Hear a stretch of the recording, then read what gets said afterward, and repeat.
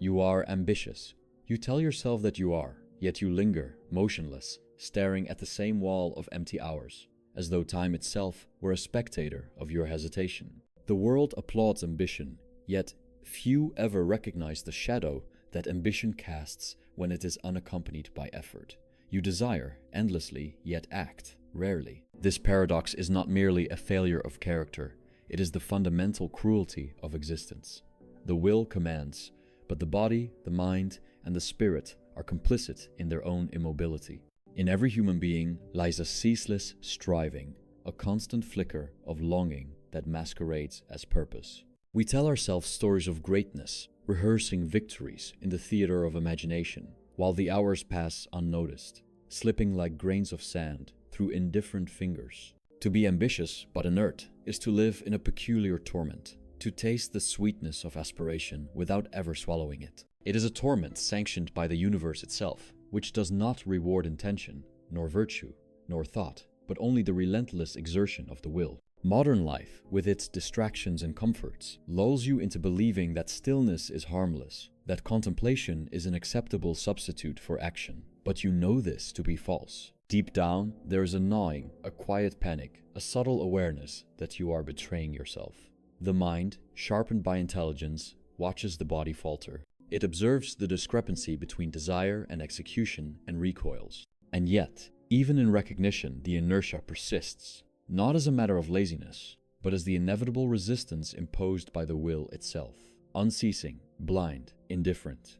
You may convince yourself that you are waiting for the right moment, for the proper alignment of circumstances, for an internal readiness that will never arrive. This is the cruelest of all illusions, that the world will accommodate your hesitation, that time will pause for your indecision. It does not. Time, indifferent and immutable, presses forward, indifferent to the vanity of ambition unfulfilled. You are caught between the demands of desire and the impotence of action, and in this liminal space, suffering grows not from failure, nor from misfortune, but from the simple, unyielding reality of your own contradictions. And so, the paradox of ambition manifests. You aspire, yet remain stationary.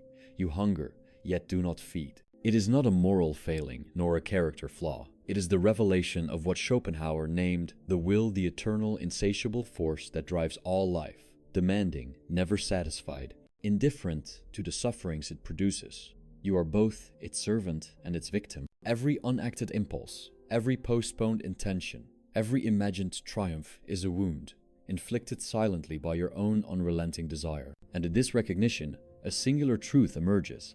Ambition without action is not hope, it is suffering. Pause. Let this land. Let the mind recognize the stark clarity of this reality. You are not lazy in a superficial sense. You are imprisoned by your own desire, trapped in a ceaseless, invisible torment.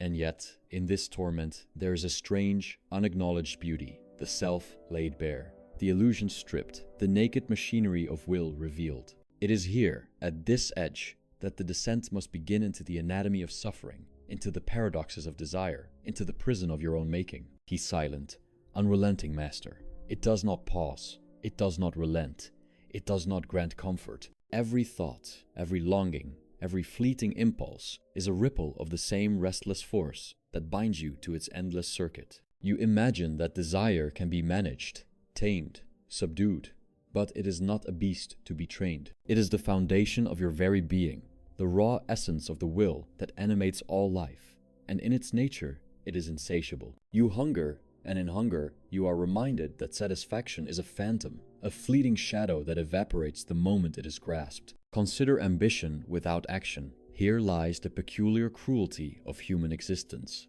To imagine triumph, to craft grand visions within the mind, yet to leave them unpursued, is to indulge in a slow, inexorable torment. The intellect perceives the gulf between thought and deed. The will demands fulfillment, yet the body and spirit falter.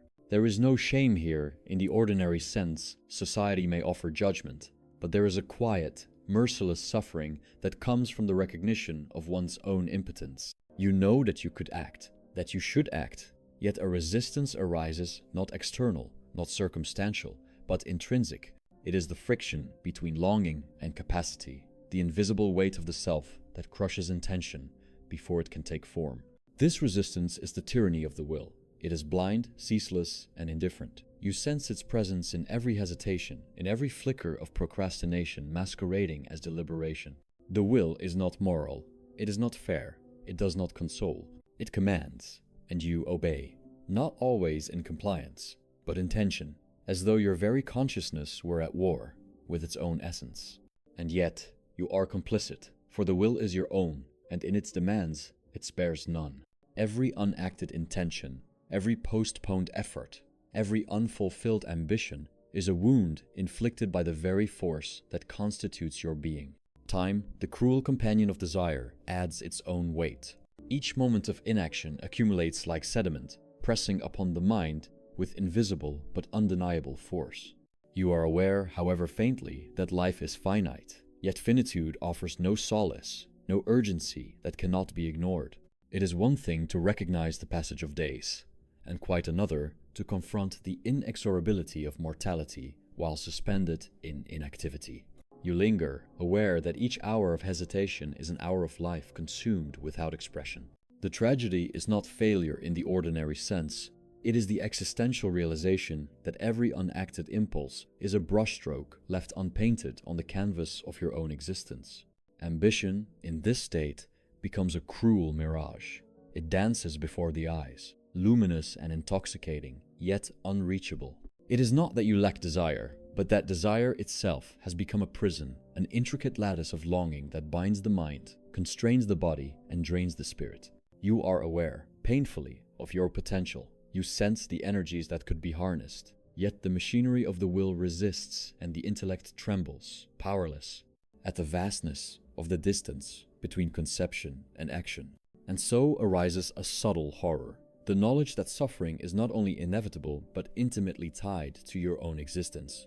To be ambitious but inactive is to dwell in the shadow of possibility, to live perpetually in anticipation of what will never come to pass. This suffering is not accidental, nor accidental in its intensity. It is essential, inescapable, woven into the fabric of life itself. The paradox is simple yet unyielding.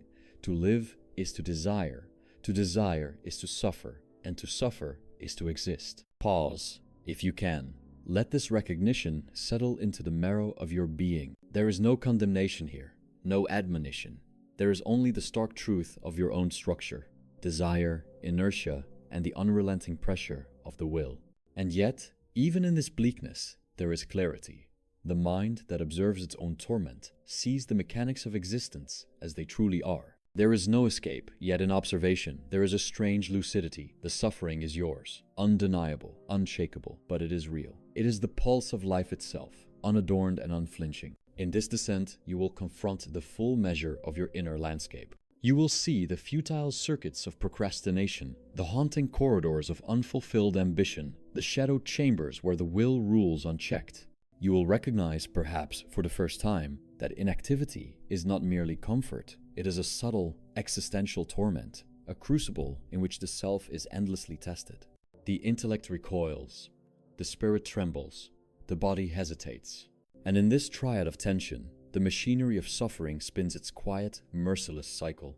This is the anatomy of inertia, the architecture of desire, unfulfilled. It is neither moral judgment nor pity that defines it. It is recognition. To see oneself in this mirror is to confront the true nature of existence, relentless, indifferent, exacting. And yet, even in the revelation, there is a measure of release. The mind that observes, that discerns the structure of suffering, is not destroyed by it. It is, for a moment, lucid.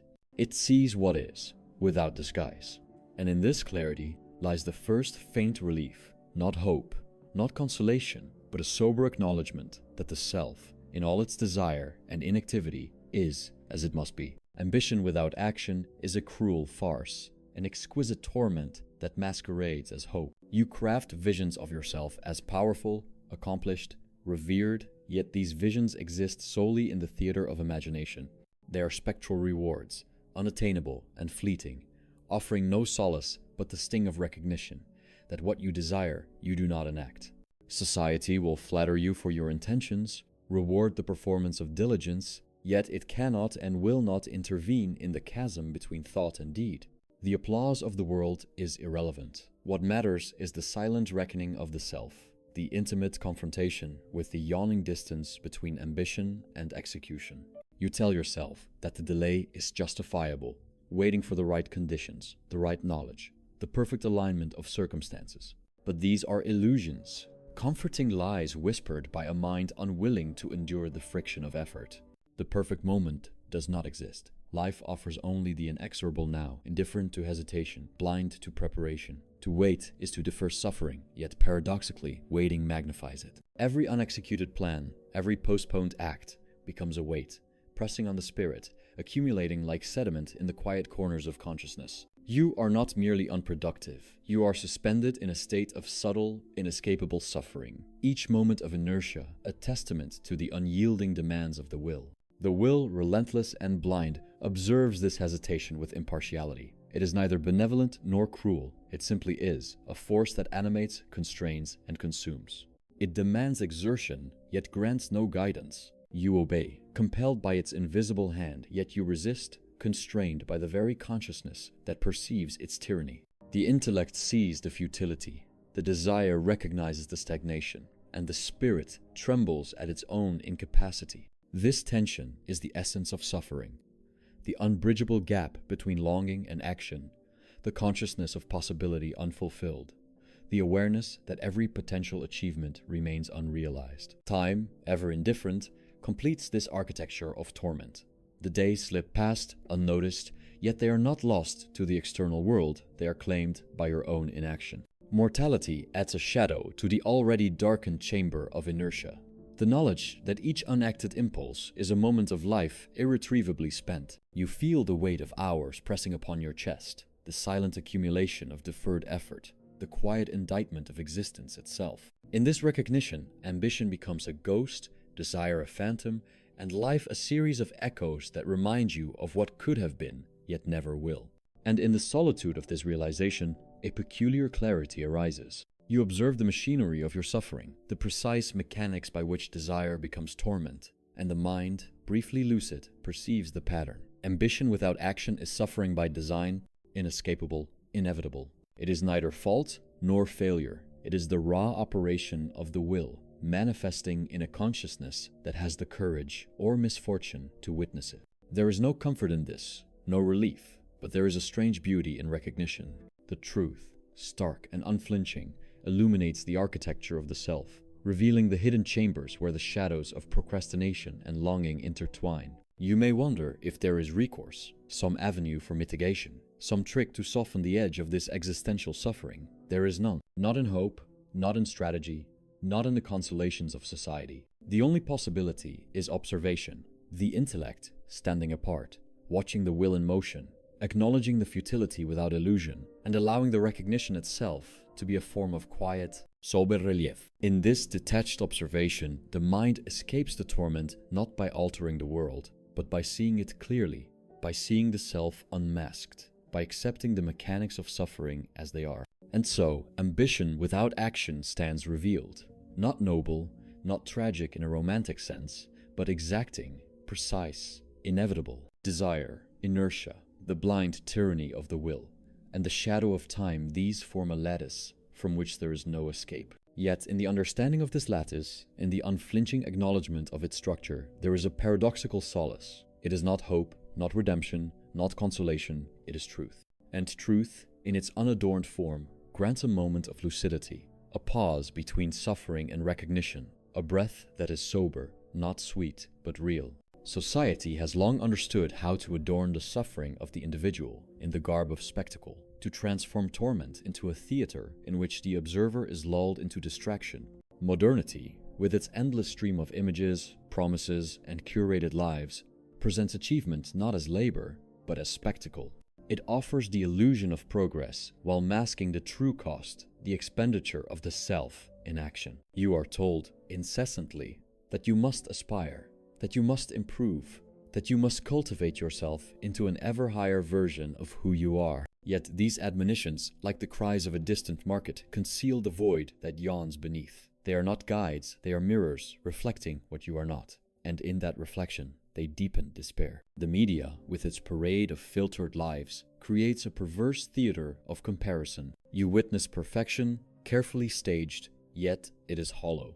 The lives you admire are not yours. The triumphs you envy are not shared. You measure yourself against shadows, and in doing so, cultivate a silent torment that is both intimate and public. Ambition, once a personal struggle of the will, becomes a theater in which your inadequacies are amplified, a mirror in which laziness appears monstrous, and effort seems never enough. The comparison is merciless because it is constant, unrelenting, and impossible to escape. Consumerism offers its own peculiar seduction, the promise that comfort, possessions, distraction, or novelty can assuage the gnawing hunger of desire. You are told that the right book, the right device, the right experience, or the correct routine can awaken greatness or calm your anxiety. And for a moment, perhaps it does. Yet the satisfaction is ephemeral, a mere salve over the deeper wound. Desire is not abated. It is merely redirected, diverted into channels that the will has not sanctioned.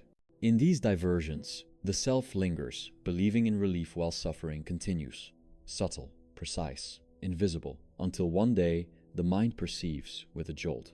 All that comfort has done is delay confrontation with the truth. False promises of self-improvement are equally insidious. Society presents endless manuals, programs, and methodologies, each claiming to bridge the gap between desire and accomplishment. But these too are illusions. The intellect may absorb them, the imagination may delight in their possibilities, yet the will, indifferent to instruction, remains unyielding. All effort that ignores the essential mechanics of desire, inertia, and the tyranny of the will is superficial. You follow instructions, perform rituals, and observe routines, yet the core suffering persists.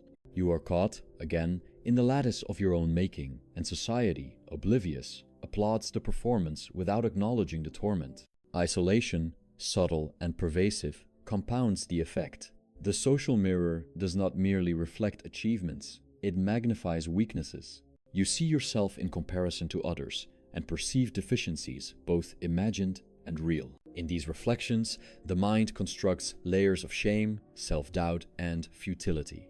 The world is never entirely supportive, and yet it is never indifferent. It offers the illusion of choice while silently enforcing the structure of suffering. Loneliness becomes both companion and teacher, reminding you that the architecture of your despair is as much your own creation as it is a consequence of circumstance. And so, modernity perfects the torment first unveiled by desire alone. Ambition unacted, desire unsated, and the will tyrannical, these are now accompanied by external deceptions, curated lives, hollow comfort, superficial improvement, and the constant reflection of inadequacy. The individual, once isolated in internal suffering, is now immersed in a collective theater of illusions. There is no escape, no intervention, no external correction, only the subtle intensification of awareness. Every advertisement, every carefully staged narrative, every promise of self-transformation becomes a reminder that the machinery of suffering continues unabated. Yet within this bleakness, clarity is possible. To observe culture and modernity not as saviors, not as tyrants, but as mirrors, is to understand their true effect. They do not create suffering, they magnify it, revealing it in stark relief. Recognition alone does not eliminate torment, but it illuminates it. You perceive at last the structure of illusion, its construction, its purpose, its inescapable persistence.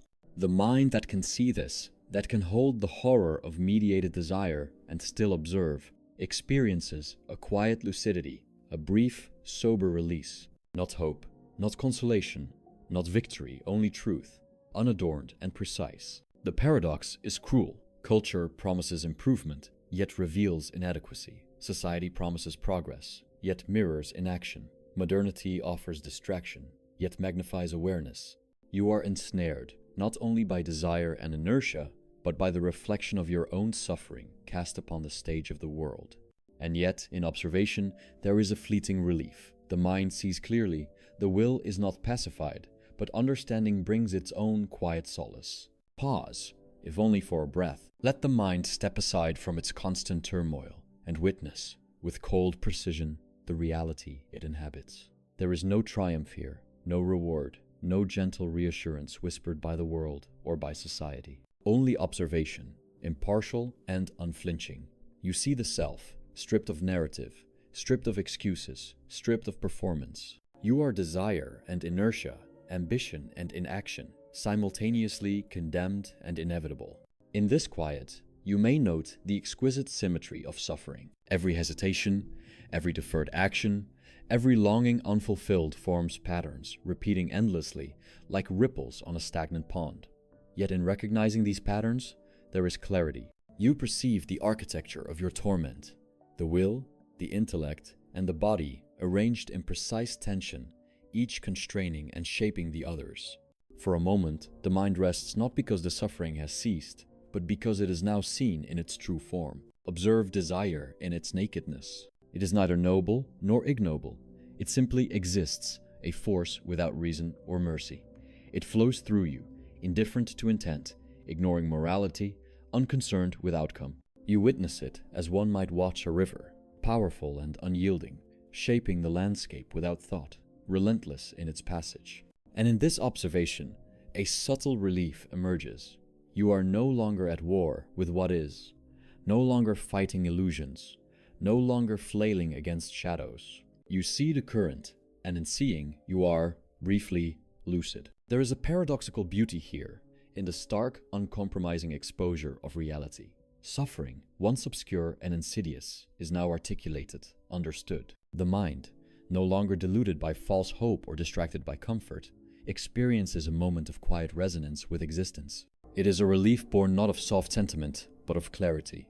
The mind sees, and in seeing, the burden is slightly less opaque. You recognize the self as it truly is, neither heroic nor shameful, but exact, precise, real. These moments are brief, like pauses in a storm, yet they are vital. They are not consolation, they are acknowledgement. They allow the intellect to stand apart, to witness the unyielding machinery of desire, the tyranny of the will, the illusions of culture, and the inescapable passage of time. In this detachment, suffering is neither erased nor mitigated, but it is comprehended. Understanding, in its purest form, becomes a quiet relief, a sober breath amid relentless reality. And so, in these pauses, the mind regains its bearings. Not hope, not redemption, not triumph, but lucidity. Recognition that the self, in all its contradictions and limitations, is fully visible, fully exposed, and fully inevitable. For a moment, suffering is no longer hidden. Desire is no longer deceptive. Inaction is no longer masked. You are simply aware, and in awareness lies the strange, unshakable solace of truth. At last, the journey ceases not in victory, not in resolution, but in recognition. The will has demanded, desire has tormented, and time has pressed onward, indifferent and unrelenting. You stand, or perhaps sit, in the quiet aftermath of observation, aware of every hesitation, every unacted impulse, every shadow of potential unrealized. There is no applause here, no affirmation, no triumph, only truth, and in truth, a peculiar serenity. The will always demand. Desire will never be fully quenched. Ambition will arise, then falter. The passage of time will continue, impervious to thought or regret. These are not failures, they are the essential nature of existence. To live is to desire is to suffer is to be fully conscious. In this, there is no shame, only inevitability.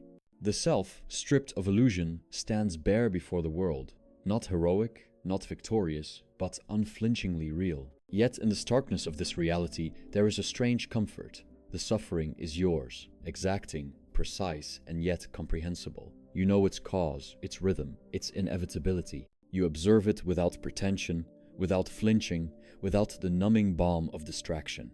In this lucid acknowledgement lies a form of release, not the relief of hope, but the relief of truth. To see clearly, even when the view is dark, is itself a small grace. The world will not pause. Desire will not cease. Time will not wait. You are, in every sense, subject to the forces that govern existence. And yet, in surrender, there is a subtle liberation. Liberation, not from suffering, nor from the tyranny of the will, nor from the shadows of inertia, but liberation into understanding.